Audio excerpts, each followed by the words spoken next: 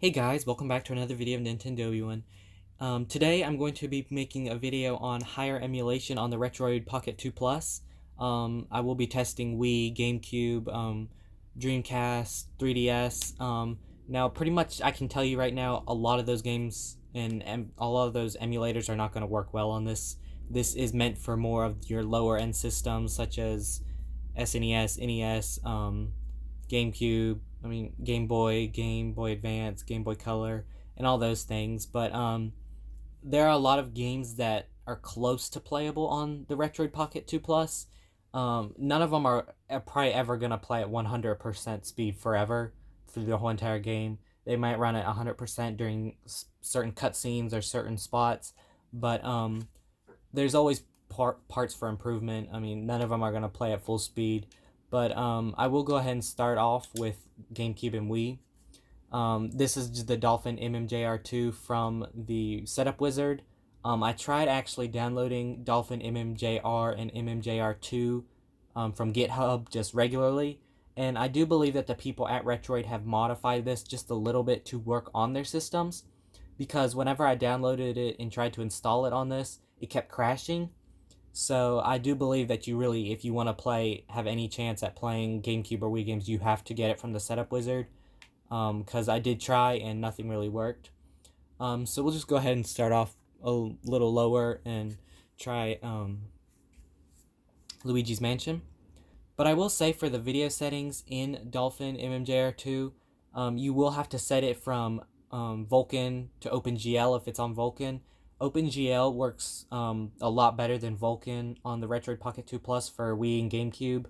I did find that out, and I'm sure there's other enhancements that will work. And if you're playing from an SD card, I have realized that my load speeds are very, very slow for GameCube and Wii games, which is probably just because of how big the files are. But if you do have all your games stored on an SD card, it may take a lot longer to load. So they can take up a pretty long time. So I'll probably skip forward until it does load in, and then I'll come back with the video. Alright guys, so here is Luigi's Mansion for GameCube.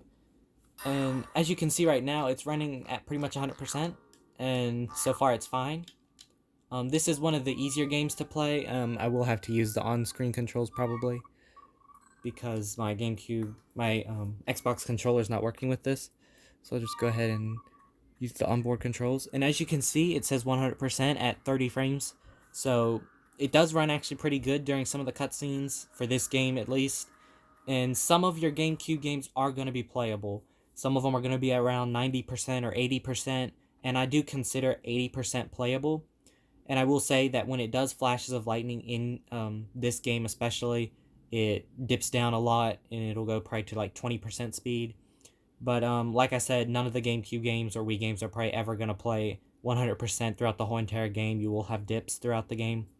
But overall, most of these games are pretty playable.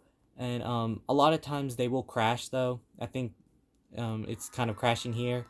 And it does load sometimes and just stop sometimes. And it will crash, but sometimes it will play at 100% speed. And you could always mess with the settings. Not mess up, but you can mess with the settings. As you can see, I'm at half the resolution. I could always set it down to 0.3 or 0.6, 0.7, 0.8 on one times. That's all that MMJR2 allows you to do.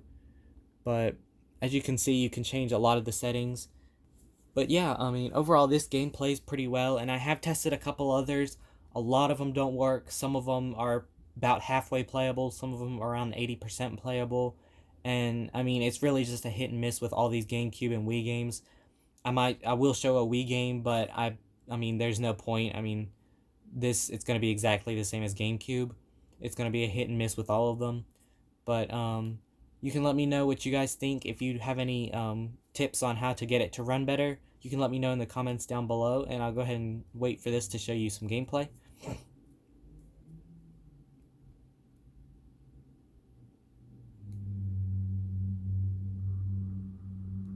So as you can see, the loads are kind of shoddy. It doesn't do very well when it's loading in the game a lot, but once it gets to gameplay, it does do actually very well. I'll go ahead and turn up the brightness so you guys can see.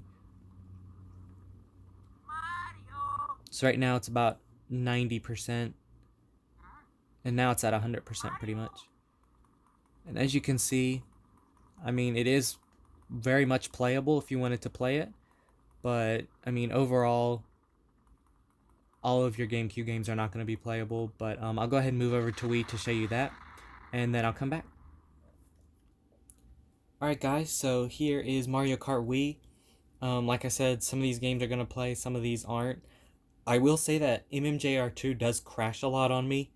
You've probably, you might see that in the video, but it does crash a lot, and I mean, it kind of makes it unbearable when you're trying to play and it just keeps crashing on you. So I really do just don't recommend playing GameCube or Wii games on this. But here is Mario Kart Wii.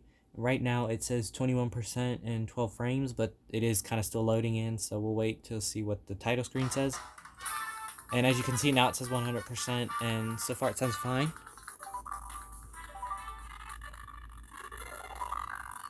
But as you can see, it will dip down like that during certain parts.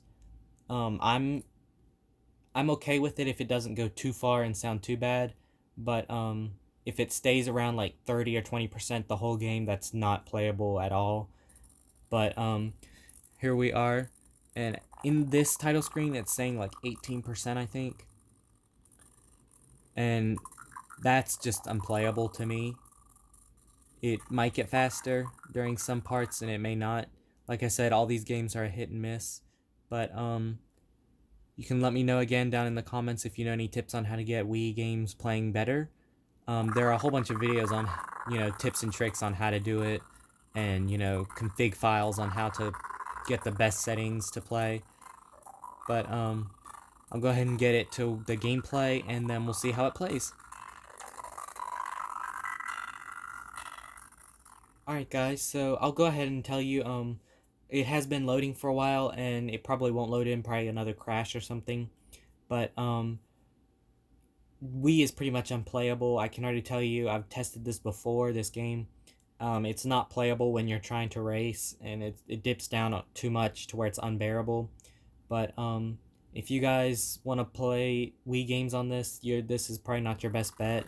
There are a lot of other consoles that can emulate this. As you can see, it loaded in, and right now it's only at like 0.5%, 50%, now it's 20%. But yeah, like I said, I mean, it's really just a hit and miss with a lot of these games. And if you wanted to get this for Wii, that this is not going to emulate it well. There are a lot of other handhelds out there that are more expensive, of course, that will emulate Wii. But as you can see right now, it's just not playable. So we'll go ahead and move on to the next console emulation, because Wii does not play well. Alright guys, so I mean, every game that I've tested so far, which I only have 2 of PlayStation Portable games, have run really well. I don't think I've tried upscaling. I may have in it. I don't remember if it worked well or not, but at native resolution, it does work really well. And as you can see, I mean, it will be playing just fine for you to play PSP. All of your PSP games might not work, but most of them will. So PSP is definitely playable on here, and a lot of your games will play at 100%. So I'll go ahead and move on to the next console. Alright guys, so here is Dreamcast with the standalone version of ReDream. I'll go ahead and try and play one. Now, I haven't tested this yet, so I will see what it's like on video here. And so far everything sounds great and looks great.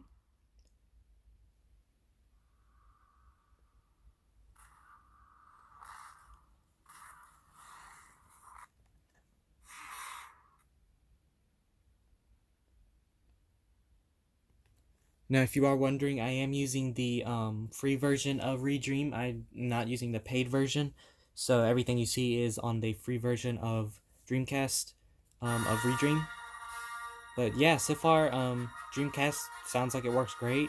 I'll go ahead and skip to the gameplay, and we'll see how it goes from there. Alright guys, so here's a little bit of a cutscene of gameplay.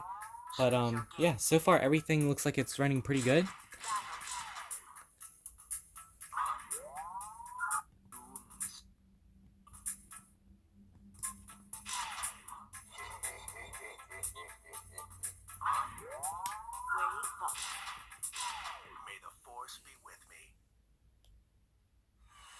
Alright guys, so here is Dreamcast, and so far everything looks like it's going pretty good. It's definitely playing at 100%, and I do like that. Um, the I think pretty much most of your Dreamcast games are going to be playing at 100% on this. I'm not saying all of them will, but definitely most of them will.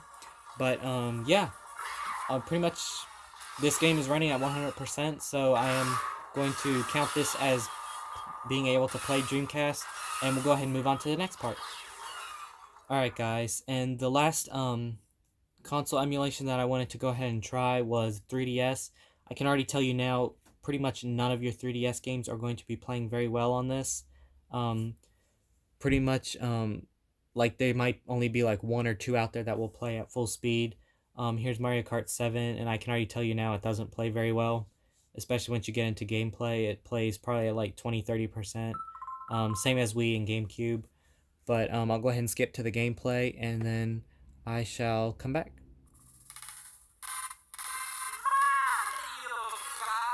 Alright guys, so here's just the title screen, and you can kind of hear it's not running great at all, so that's all I'm going to pretty much show 3DS because there's no point in going forward.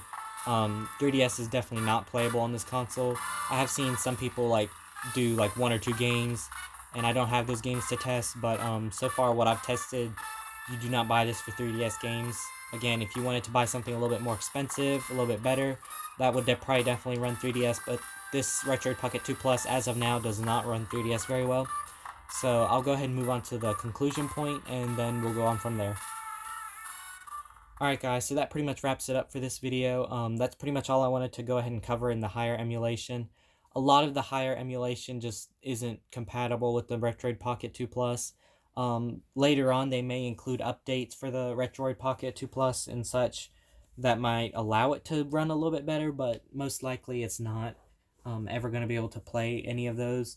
So you can let me know what you guys think down in the comments below. If you like this video, please give it a big thumbs up, and please make sure you subscribe to the channel for more content like this. And until the next video, I'll see you guys later.